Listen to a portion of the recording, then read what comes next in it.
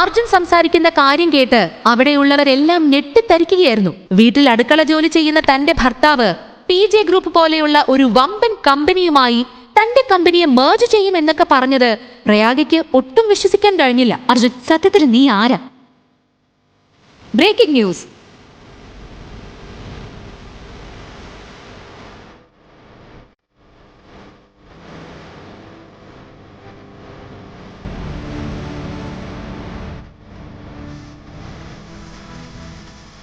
നിനക്കൊരു പ്രശ്നം വരുമ്പോ, നമ്മുടെ കമ്പനിക്കൊരു പ്രശ്നം വരുമ്പോ വേറെ ആരും കൂടെ നിന്നില്ലെങ്കിലും അർജുൻ നിന്റെ കൂടെ നിൽക്കും. അർജുന് നിന്നെ സഹായിക്കാൻ കഴിയും.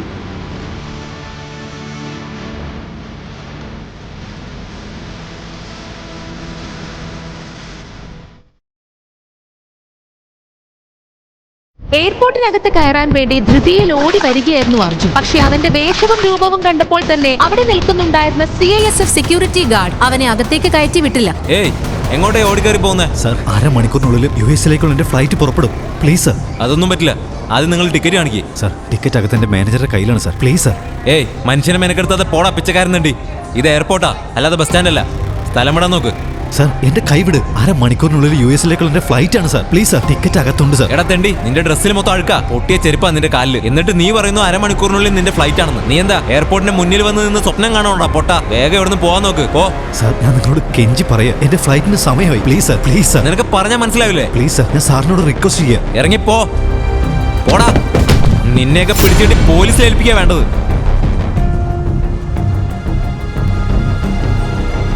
ഹലോ. പെട്ടെന്നായിരുന്നു നഗരത്തിലെ സമ്പന്ന കുടുംബത്തിലെ അംഗവും അർജുന്റെ ഭാര്യയുമായ പ്രയാഗ അവിടേക്ക് വന്നത്. അർജുനെ സെക്യൂരിറ്റി പിടിച്ചു തള്ളിയിടുന്നത് പ്രയാഗ ഞെട്ടലോടെ നോക്കി നിന്നു. അർജുനും പ്രയാഗയും പേരിന് മാത്രം ഭാര്യ ഭർത്താക്കന്മാരായി കഴിയുന്നവരായിരുന്നു അവർ. കാരണം അവരുടെ കല്യാണം പ്രയാഗയുടെ മുത്തശ്ശന്റെ നിർബന്ധം കൊണ്ട് മാത്രം നടന്നതായിരുന്നു. അതിനുശേഷം അർജുൻ പ്രയാഗയുടെ വീട്ടിൽ ഒരു വേലക്കാരനെ പോലെയും കാവൽക്കാരനെയും പോലെ മാത്രമായിരുന്നു ജീവിച്ചത്.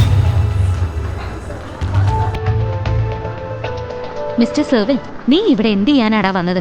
നിനക്കറിയില്ലേ, ഇന്നിവിടെ എനിക്ക് വളരെ വേണ്ടപ്പെട്ട ഒരു ഇൻവെസ്റ്റർ വരുന്നുണ്ടെന്നും അയാളെ വെൽക്കം ചെയ്യാൻ എനിക്കിവിടെ വരണമെന്നും. എനിക്ക് നിന്റെ ഈ തമാശ കണ്ട് നിൽക്കാനൊന്നും സമയമില്ല. നീ ഇവിടെ എന്തിനു വന്നതായാലും ശരി, പെട്ടെന്ന് തന്നെ അത് ഉപേക്ഷിച്ച് ഇവിടെ നിന്ന് പോവാൻ നോക്ക്, ഇപ്പൊ തന്നെ. പ്രയാഗ, എനിക്ക് എമർജൻസി ആയിട്ട് അമേരിക്കയിൽ പോയേ പറ്റൂ. എന്റെ ടിക്കറ്റ് അകത്താണ്. എനിക്ക് അകത്ത് കടന്നേ പറ്റൂ. പ്ലീസ്, നീ എന്നെ എങ്ങനെയെങ്കിലും സഹായിക്കേ പ്ലീസ്. How dare you! അനുവാദം ഇല്ലാതെ എന്റെ ദേഹത്തെ കൈവച്ച നീ വിവരം അറിയും. നീ അമേരിക്കയിൽ പോവാണല്ലേ? നീ എന്നോട് അമേരിക്കയുടെ സ്പെല്ലിംഗ് ഒന്ന് പറഞ്ഞു ഒരു തവണ എനിക്ക് വേണ്ടി ഒന്ന് പറ. നിനക്കൊക്കെ ആരാടാ അമേരിക്കയ്ക്കുള്ള ടിക്കറ്റ് തന്നത്? അർജുൻ സ്ട്രീറ്റിൽ തട്ടുകട നടത്തുന്ന ഒരു സാധാരണക്കാരനായിരുന്നു. അവന് അമേരിക്കയിൽ എന്താണ് കാര്യം? വാ മൂടിക്കെട്ടി ഓഫീസിലേക്ക് ചെല്ലെ. എന്നിട്ട് ഞാൻ കൊണ്ടുവരുന്ന ഇൻവെസ്റ്റേഴ്സിന് വേണ്ട ഭക്ഷണം തയ്യാറാക്കും. ഈ രാജ്യം വിട്ട് പോകുന്നത് പോയിട്ട് നിനക്ക് നിന്റെ വീടോ ഈ സിറ്റിയോ വിട്ട് പോകുന്നതിന് മുമ്പ് പോലും 100 തവണ ആലോചിക്കണം. 100 പേരോട് ഇരക്കണം. എന്തെങ്കിലും മണ്ടത്തരം കാണിച്ച ആൾക്കാരുടെ മുന്നിൽ എന്നെ അപമാനിക്കാനാണ് നിന്റെ പ്ലാനെങ്കിൽ ഞാൻ നിന്നെ വെറുതെ വിടില്ല, ഓർത്തോ? പ്ലീസ്. ഞാൻ നിന്നോട് അവസാനമായിട്ട് പറയാം. പ്രയാഗ, എനിക്ക് എമർജൻസി ആയിട്ട് പോവേണ്ടതുകൊണ്ടാ. Please help me. അപ്പോഴാണ് പ്രയാഗയുടെ ബിസിനസ് പാർട്ട്ണർ ഋഷി അവിടേക്ക് വന്നത്. എന്തിനാ ഈ പിച്ചക്കാരനോടൊക്കെ സംസാരിച്ച സമയം കളയുന്നത്? ഒരു 50 രൂപ കൊടുത്ത് പറഞ്ഞു വിടാൻ നോക്കുവിനേക്ക. സൂക്ഷിച്ച് സംസാരിക്കണം. ഇതെന്റെ ഭാര്യ, മനസ്സിലായോ നിനക്ക്? എന്ത്?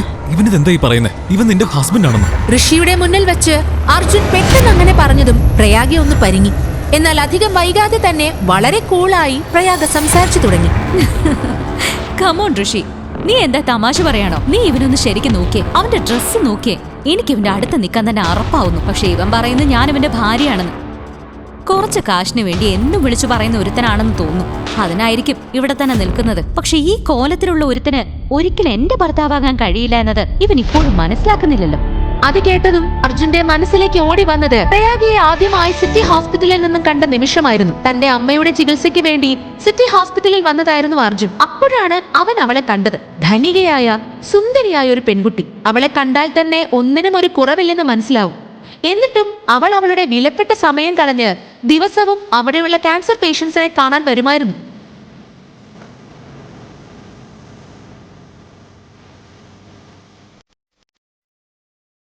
പ്രയാഗയെ അവന് നന്നേ ബോധിച്ചു. പ്രയാഗ അവിടെയുള്ള എല്ലാ പേഷ്യൻസിനും തന്റെ സ്നേഹവും കരുതലും വീതിച്ചു നൽകി. ഇത് കണ്ട അർജുന് അവളോട് എന്തെന്നില്ലാത്തൊരടുപ്പവും സ്നേഹവും തോന്നാൻ തുടങ്ങി. അവൻ ആ നിമിഷം തന്നെ അവളെ അവന്റെ മനസ്സിൽ പ്രതിഷ്ഠിച്ചു. പക്ഷെ അവൻ അറിയുന്നുണ്ടായിരുന്നില്ല അവൻ ആ സൗഭാഗ്യം യഥാർത്ഥത്തിൽ ലഭിക്കാൻ പോവുകയാണ് എന്നത്. കേട്ടില്ലടാ പട്ടി, ഞാൻ നിന്നെ ഇവിടെ നിന്ന് അടിച്ച് പുറത്താക്കണ്ടെങ്കിൽ പെട്ടെന്ന് ഇവിടെ നിന്ന് ഇറങ്ങി പോടാ തെണ്ടി. പ്രയാഗയിൽ നിന്നും നേരിടേണ്ടി വന്ന ദുരവസ്ഥയോർത്ത് അർജുൻ തന്റെ ഉള്ളിൽ കരയുകയായിരുന്നു. അർജുൻ അവിടെ നിന്നും പോകാമെന്ന് ആലോചിച്ച് എഴുന്നേൽക്കും.